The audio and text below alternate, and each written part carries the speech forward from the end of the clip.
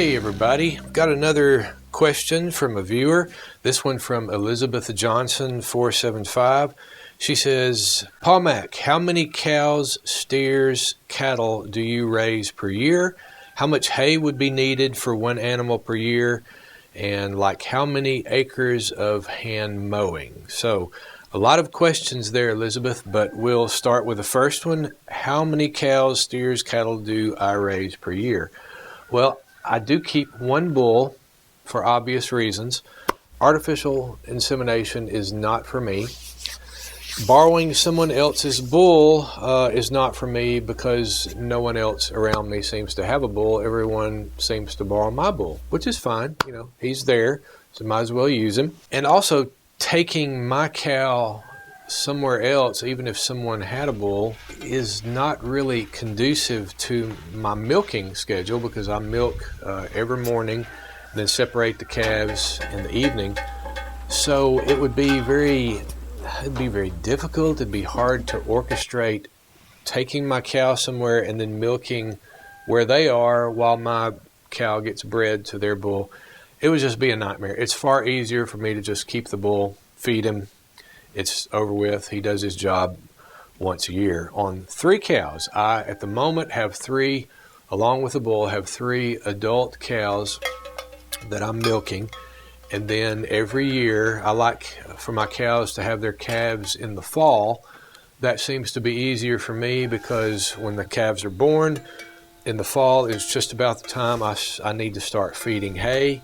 And so they are very peckish with their eating when they're calves. And then along about spring, when they start eating more hay, is when the grass comes along. So I end up not putting a lot of inputs, i.e. money, into the calves because by the time they start eating a lot, they're eating grass and I'm not feeding them hay. And so to answer your question, I keep 1 bull, 3 cows, and then raise their calves until they're a year old. At about a year, we usually butcher the young males, mainly ground beef because they're not really large enough to make a big steak. Steaks are kind of small. So mainly ground beef, the bulls, and then the heifers I sell for cash to buy the next year's hay. So your second question, Elizabeth, how much hay would be needed for one animal per year? Now, as you can figure, that can be a very difficult and a tedious question to answer only because there are so many factors involved when you're talking about how much hay you're going to need. And everybody wants to know. I mean, that's the wise question to ask. You're asking the great question. If I'm going to get an animal that large, what am I going to be paying to feed that animal? How much hay is that going to require? Especially if you're contemplating making, baling or cutting or curing the hay yourself. But there's so many factors involved in that. For instance, how big your animal is. Cows are big animals, but again, that's very relative because one breed can differ so much from another. There might be as much as a few hundred pounds difference between one adult bovine of one breed and another cow of another breed. Also, a factor is where you live. Winters may be much more difficult where you live, and therefore you're going to have to acquire or bring feed to that animal because there may not be, as it is in this area, no grass growing during that period of time. Another factor is how good or bad your winter is, because even right here, one winter can be very different than the next. I think last year we had a pretty mild winter up to a certain point, but you could have a winter where it comes a little earlier and lasts a little longer, and so therefore you're going to be feeding more hay. Another factor is the quality of the hay that you're feeding to them, whether you're making it yourself or whether you're buying it from outside the farm. The quality of the hay depends on the person, who's the skilled haymaker who's making, cutting, mowing, curing that hay. Are they doing it well? What kind of grass are they starting with? Not only that, the size of the bale. Around here we have round bales, and When I was growing up, one of the part-time jobs for young people, including me, was in the summer months hauling square bales of hay. It's not necessary for teenagers anymore because no teenager I know can pick up a round bale on his back and take it to the barn. So I see a lot fewer square bales than I did when I was growing up. Everybody seems to go for the round bales. I do. That's what I buy. They're very simple if your tractor's working, which that's a big question for me. But even that round bale, one round bale can weigh drastically more or less than another, depending on who you buy it from and how they baled it. Did they bale it tight? What kind of grass were they mowing and curing? Because grasses have different densities. The baler has different characteristics. You can make that bale tight. You can make it loose. Some people prefer tight bales. Some people prefer loose bales. You can see how this is getting to be a hairy question. Another factor that determines is what other extra feeds are you feeding that animal? Do you provide tub, licks, molasses out there to kind of compensate for the quality of the hay? Around here, one of the money-saving options is to buy cheaper rye annual or winter ryegrass, overseed that, because oftentimes you don't even need to stir the soil or drill it. You can just overseed that rye, and it will grow along with the existing grasses and stay green, through the first 2 or 3 months of winter, and give those cows green grass to keep going. That saves you a little bit on the hay. Having said all that, Elizabeth, we're still going to try to answer your question in a way that's helpful and in a way that gives you an opportunity to kind of think for yourself what your situation can be. As for my situation in my area, under normal circumstances, what is normal? Under normal circumstances, I am feeding my cows hay from about the 1st of November through the last of March. That is November, December, January, February, March, 5 months. And if you add up the days in those months, I think you come to about 151 days. Generally speaking, again, that's general because winter can come early and it can last later, that you're feeding the cow. And that's assuming that they have plenty of green grass the other months. A normal season here in the South, from maybe March, sometimes mostly April through October, the grass is still going to be growing, and so you don't have to feed them hay. Now, if you don't have pasture, you're feeding hay all year round. That's a completely different thing. I'm just talking about for those of us who have room to feed a large animal through that growing season. So, on average, the hay consumed by one, let's say, 1,000-pound bovine, 1,000-pound cow, is roughly about 25 pounds of hay a day. Some people say 24, 25, so we'll just call it 25 for the sake of discussion. If it's a smaller breed, I have mostly Jerseys out here. They're a smaller breed, so that would, that'd probably be a little less than 25 pounds of hay per day. We need a calculator and chalkboard. So, for me, around here in this area, my typical winter months, I'm feeding hay 5 months to my cows. 5 months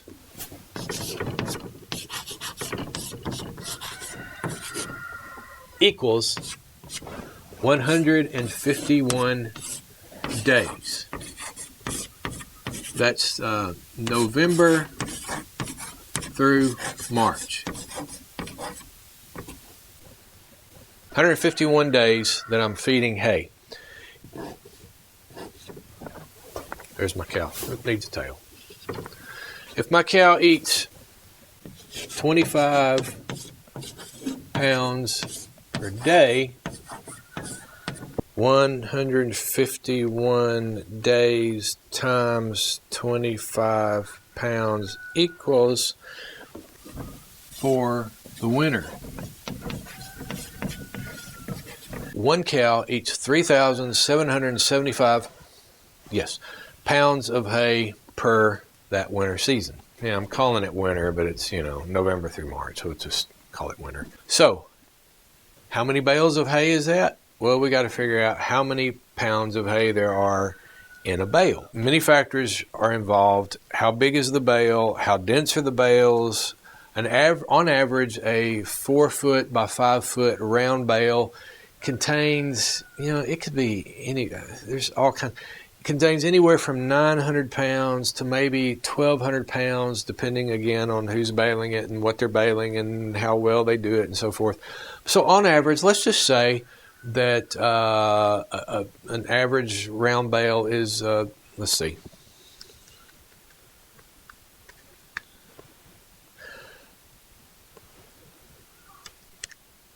1,050 pounds. Is an average round bale. We'll just say that. So a square bale, let's see there. Square bales are what? I've seen some light ones, maybe 45 pounds, 40 to maybe up to about 65 pounds of the heavier ones that I remember lifting over my head. So on average, that would be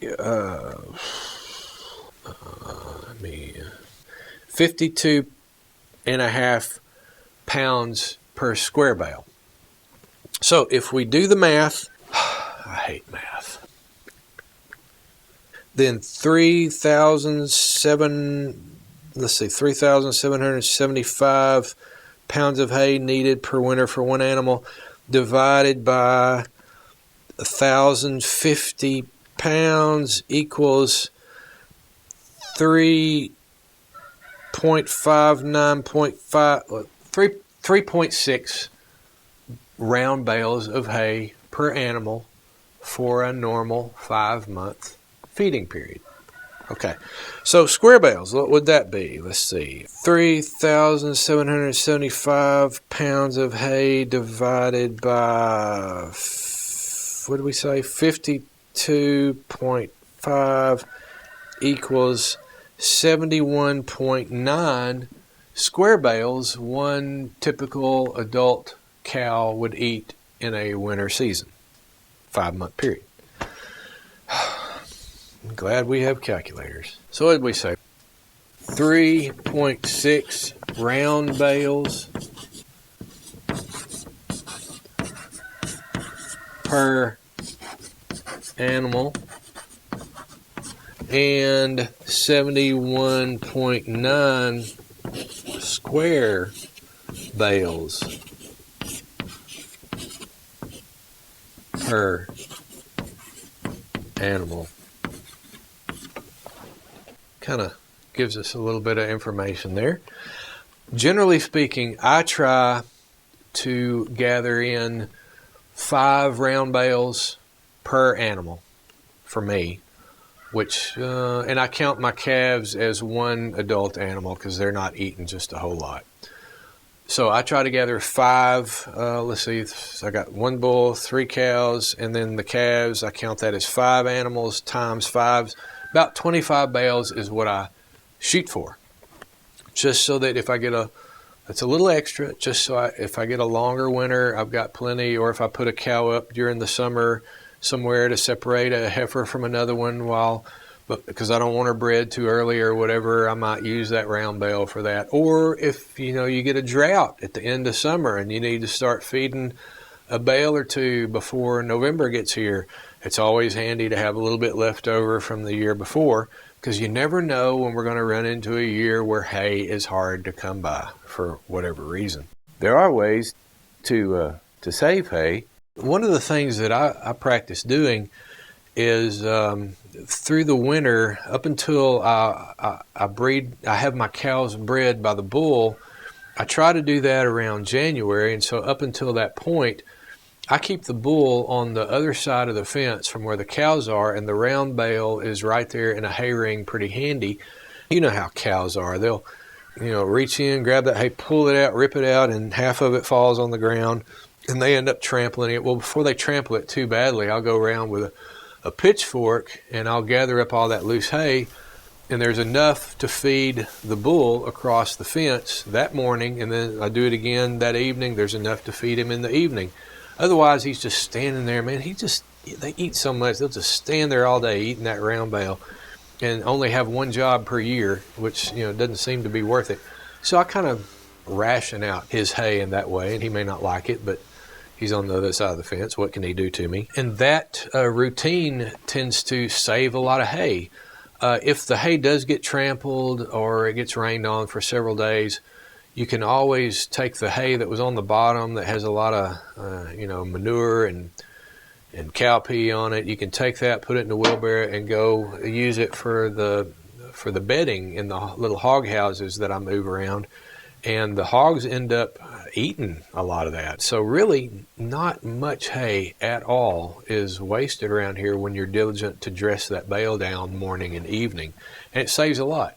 And a lot of times I will, if I have extra more than the bull will eat, I'll take that extra hay, I'll put it in a little shed that I've got out there, a little hoop house with a tarp over it, and then in between feeding bales, because invariably when it's time for me to get on the tractor and put another bale out there, it's raining, it's muddy, and I just don't want to even start the tractor that day. And so in between those 1 or 2 days where I can't get out there to do that, I'll feed the cows from that dry hay that I pulled off the bale.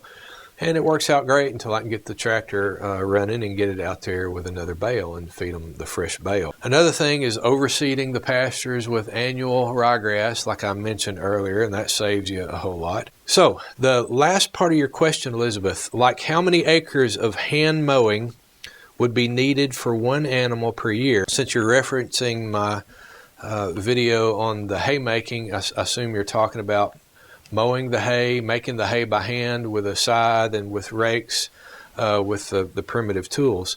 Well, one way to kind of guess at how much hay can be grown in your area, and this is a kind of a fun game for me to play. I'll drive by, sometimes I'll drive by a meadow on my way to town or whatever, and I'll see somebody out there baling hay, and I'll kind of guesstimate the size of the field that they've baled or are baling.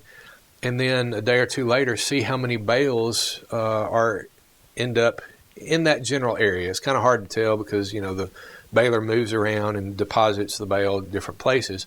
But you can kind of look at an area and see, okay, that produced 3 bales, 5 bales, or whatever it is, and kind of guess, well, that looks like about an acre. An acre is about 208 foot by 208 foot, so you can kind of guess, well, there's, that produced a couple bales or whatever. But again, one factor to consider is how well the hay or the grass is growing that year. Sometimes at the feed store, you'll hear other people talking about how they're getting along out in the hay field, whether it's making a lot or whether we need rain, we're not getting enough rain, and that first cutting was real scarce or had a real good first cutting. And sometimes around here, it's rare to get 3 cuttings. It can be done. Some people have gotten, even more than that and gone, later into the fall. So a factor depends on how the grass is growing that year, how much rain you're getting or not getting. To figure out how much hay you could, cut with a scythe by hand, remember that traditionally, we said that it seems that one man mowing in one day could mow about half an acre. So let's be conservative and say that you could, with a scythe, mow a quarter of an acre in a day, and you know that an acre in your area that year is producing, let's just say 4 bales, and so a quarter of an acre would yield 1 bale. So basically, if you're mowing a quarter of an acre a day, it's equivalent to about 1 bale of hay. Of course, you've got to rake it and cure it and then haul it to the barn and so forth and do everything else with it. So you can kind of guess how much hay you could cut with a scythe. There's a lot of hay in a round bale. There is a lot of hay in a round bale. And it is work, but, as we say, you got to be doing something with your life. You might as well be working. That's a good thing to do. I hope, Elizabeth, that all this helps you tremendously. But let me tell you something. The main help to you, and maybe others of you sitting there contemplating all we're talking about today, the main help to you is actually going to be doing it. And furthermore, once you get involved with doing it, let me recommend this one thing that will help you even more. is to log what you're doing in either on a calendar or in a journal. When you set out to go making your own hay, whether it's or feeding your cows that year, even if you buy the hay or if you're making the hay, everything you do, journal it. Say, today I mowed this much hay. The next day I mowed this much hay, and take concise records. And even if you're buying your hay, log. Of course, going to want to do it for tax purposes probably anyway. If you're got a little income coming, but you're going to want to log how many bales you buy, and then on a calendar, just print you out a calendar or go buy you a cheap calendar and write on that calendar when you put that round bale out, how many days it lasted, and also jot down what's the winter like. It seems to be a mild winter right now. It seems to be a severe winter. I'm having to feed very often. The cows are very hungry. Just anything that you think, and sometimes the things that you think, oh, that won't be helpful. A year from now, you'll be going, man, I wish I'd written that down. So be a conscientious journalist of what you're doing so that you can keep those records, so that you can look back and always be improving your game, improving your farm and what you do. Elizabeth, I hope that helps tremendously. If you have something you'd like to add about hay making or feeding your cows, or tips you've got on saving hay, that would be great. People love reading those comments. I love reading them. If you've got a question about hay or about any farm-related thing, please leave it in the comment section below. If I like it, we'll do a show about it later. I'm Paul Mack. For now, bye-bye. I'll talk at you later.